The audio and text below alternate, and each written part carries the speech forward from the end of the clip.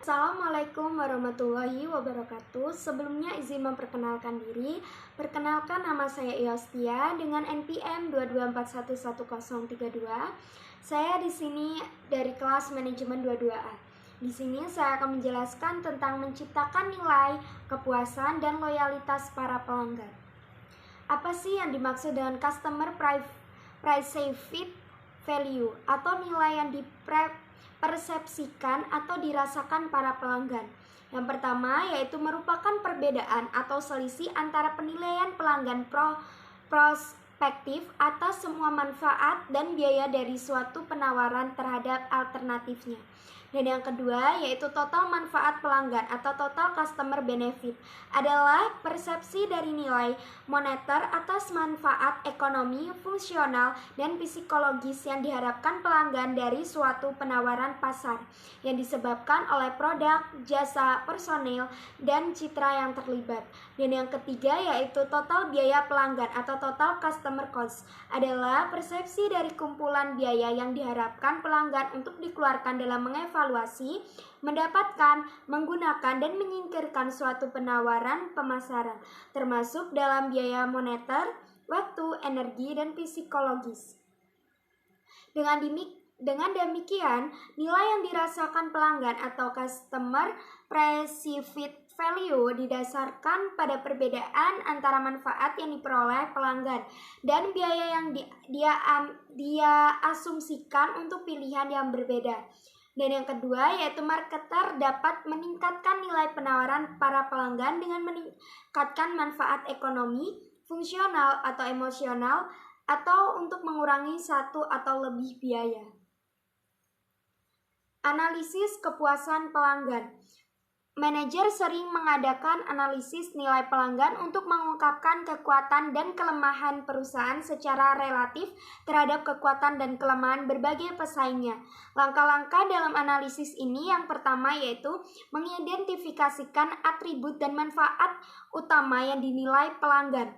Dan yang kedua yaitu menilai arti penting kuantitatif dari atribut dan manfaat yang berbeda. Dan yang ketiga yaitu menilai kinerja perusahaan dan pesaing berdasarkan nilai pelanggan yang berbeda dan membandingkan dengan peringkatnya.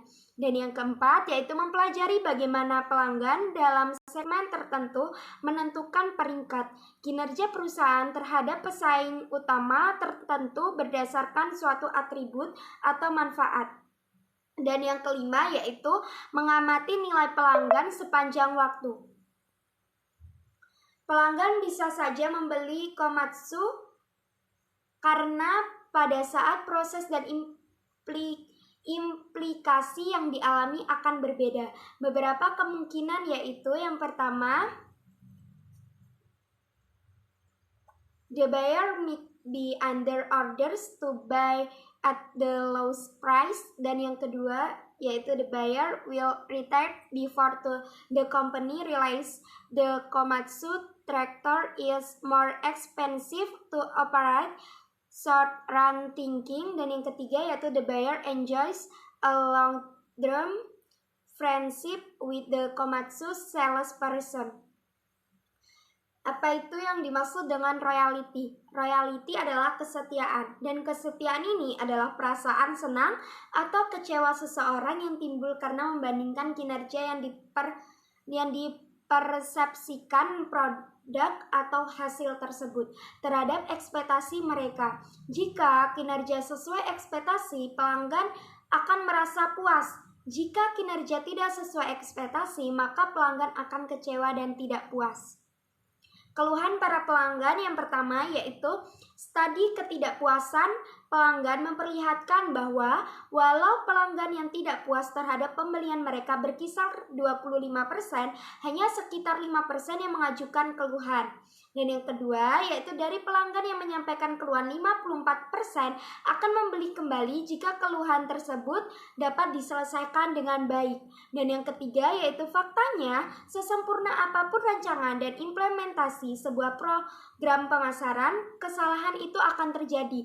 Hal terbaik yang dapat dilakukan perusahaan adalah mempermudah pelanggan menyampaikan keluhan. Formulir saran, kontak, alamat email perlu diadakan dengan jelas.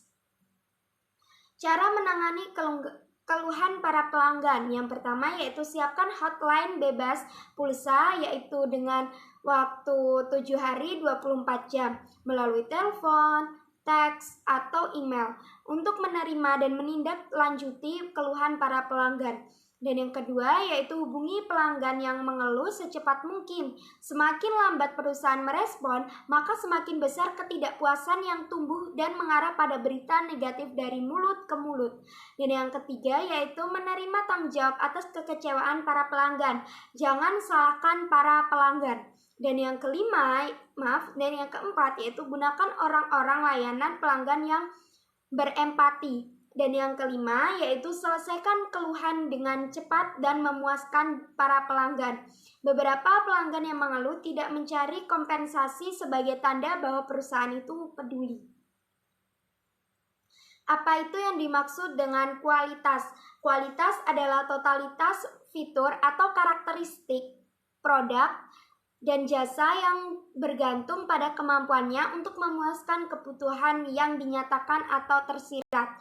Dan yang kedua yaitu menurut ex-CEO General Electric, kualitas adalah jaminan terbaik kami atas loyalitas pelanggan, pertahanan terkuat kami menghadapi persaingan luar negeri, dan satu-satunya jalan untuk mempertahankan pertumbuhan dan penghasilan. Dan yang ketiga yaitu kualitas produk, kepuasan pelanggan, dan profitabilitas perusahaan adalah tiga hal yang terkait dengan erat. Semakin tinggi tingkat kualitas, semakin tinggi tingkat kepuasan pelanggan yang dihasilkan, yang mendukung harga yang lebih tinggi dan biaya yang lebih rendah.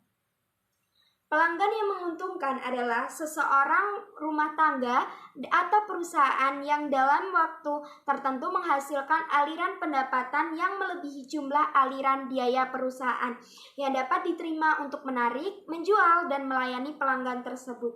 Dan yang kedua yaitu ekuitas pelanggan adalah penilaian objektif konsumen terhadap utilitas suatu penawaran berdasarkan persepsi. Semakin setia para pelanggan, semakin tinggi juga ekuitas pelanggan.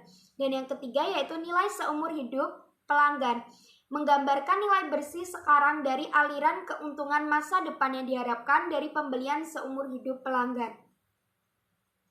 Dan sekian yang dapat saya sampaikan, kurang lebihnya saya minta maaf. Saya akhiri, wassalamualaikum warahmatullahi wabarakatuh.